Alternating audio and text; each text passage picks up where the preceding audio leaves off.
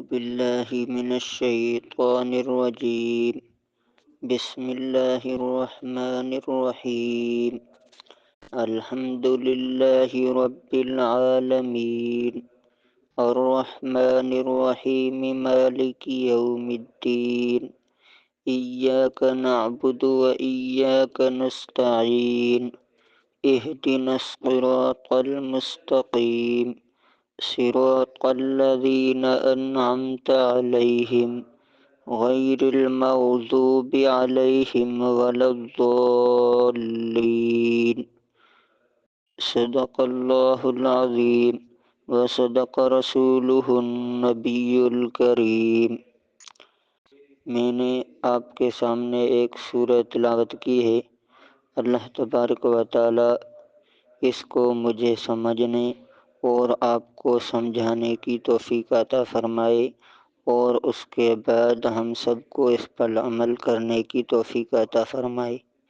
تو آج سے ہم انشاءاللہ آسان درس قرآن کی صورت میں ہم درس پیش کریں گے. آج الحمدللہ یہ پہلا سبق ہے سورہ فاتحہ کا. تو سورہ فاتحہ کے اندر ہے بسم اللہ الرحمن الرحیم. شروع اللہ کے نام سے جو سب پر مہربان ہے، بہت ہی مہربان ہے. عربی کے قاعدے سے رحمان کے معنی ہے وہ ذات جس کی رحمت بہت وسیع ہو، یعنی اس رحمت کا فائدہ سب کو پہنچتا ہو. اور رحیم کے معنی ہے وہ ذات جس کی رحمت بہت زیادہ انٹینسو ہو، یعنی جس پر ہو مکمل طور پر ہو. اللہ تعالیٰ کی رحمت دنیا میں سب کو پہنچتی ہے، جس سے مومن کافر سب فیضیاب ہو کر رزق پاتے ہیں اور دنیا کی نعمتوں سے فائدہ اٹھاتے ہیں. اور آخرت میں اگرچہ کافروں پر رحمت نہیں ہوگی، لیکن جس کسی پر یعنی مومنوں پر ہوگی مکمل ہوگی کہ نعمتوں کے ساتھ کسی تکلیف کا کوئی شائبہ نہیں ہوگا. رحمان اور رحیم کے معنی میں جو یہ فرق ہے، اس کو ظاہر کرنے کے لیے رحمان کا ترجمہ سب پر مہربان اور رحیم کا ترجمہ بہت مہربان کیا گیا ہے.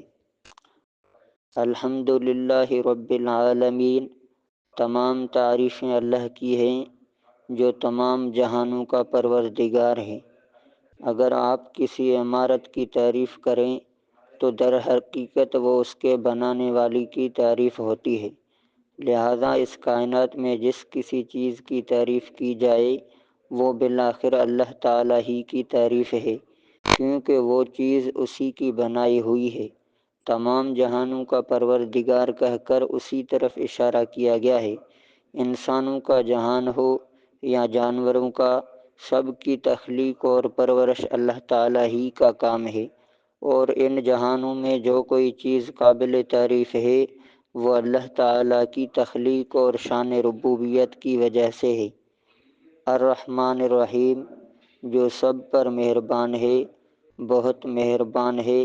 اس کا تفسیر بسم اللہ الرحمن الرحیم کے اندر گزر چکا ہے. مالک یوم الدین.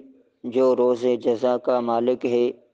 روز جزا کا مطلب ہے وہ دن جب تمام بندوں کو ان کے دنیا میں کیے ہوئے اعمال کا بدلہ دیا جائے گا. یوں تو روز جزا سے پہلے بھی کائنات کی ہر چیز کا اصلی مالک اللہ تعالیٰ ہی ہے، لیکن یہاں خاص طور پر روز جزا کے مالک ہونے کا ذکر اس لیے کیا گیا کہ دنیا میں اللہ تعالیٰ نے ہی انسانوں کو بہت سی چیزوں کا مالک بنایا ہوا ہے. یہ ملکیت اگرچہ ناقص اور عارضی ہے، تاہم ظاہری صورت کے لحاظ سے ملکیت ہی ہے. لیکن قیامت کے دن جب جزا و سزا کا مرحلہ آئے گا تو یہ ناقص اور عارضی ملکیتیں بھی ختم ہو جائیں گی. اس وقت ظاہری ملکیت بھی اللہ تعالیٰ کے سوا کسی کی نہ ہوگی. ایاک نعبد و ایاک نستعین. اے اللہ، ہم تیری ہی عبادت کرتے ہیں اور تجھی سے مدد مانگتے ہیں. یہاں سے بندوں کو اللہ تعالیٰ سے دعا کرنے کا طریقہ سکھایا جا رہا ہے. اور اسی کے ساتھ یہ واضح کر دیا گیا ہے کہ اللہ تعالیٰ کے سوا کوئی کسی قسم کی عبادت کے لائق نہیں، نیز ہر کام میں حقیقی مدد اللہ تعالیٰ ہی سے مانگنی چاہیے، کیونکہ صحیح معنی میں کارساز اس کے سوا کوئی نہیں۔ دنیا کے بہت سے کاموں میں بعض اوقات کسی انسان سے جو مدد مانگی جاتی ہے وہ اسے کارساز سمجھ کر نہیں بلکہ ایک ظاہری سبب سمجھ کر مانگی جاتی ہے۔ اہدنا الصراط المستقیم، ہمیں سیدھے راستے کی ہدایت عطا فرما۔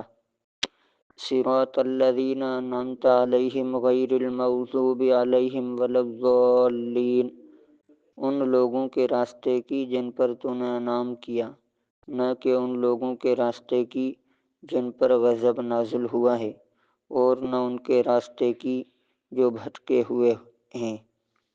صدق اللہ العظیم و صدق رسولہ النبی الکریم وآخر دعوانا ان الحمد للہ رب العالمین۔ یہ سلسلہ ہمارا انشاءاللہ چلتا رہے گا۔ ہمارے ساتھ جڑنے کے لیے ہمارے چینل کو سبسکرائب کریں، لائک اور شیئر ضرور کریں۔ جزاکم اللہ خیرا۔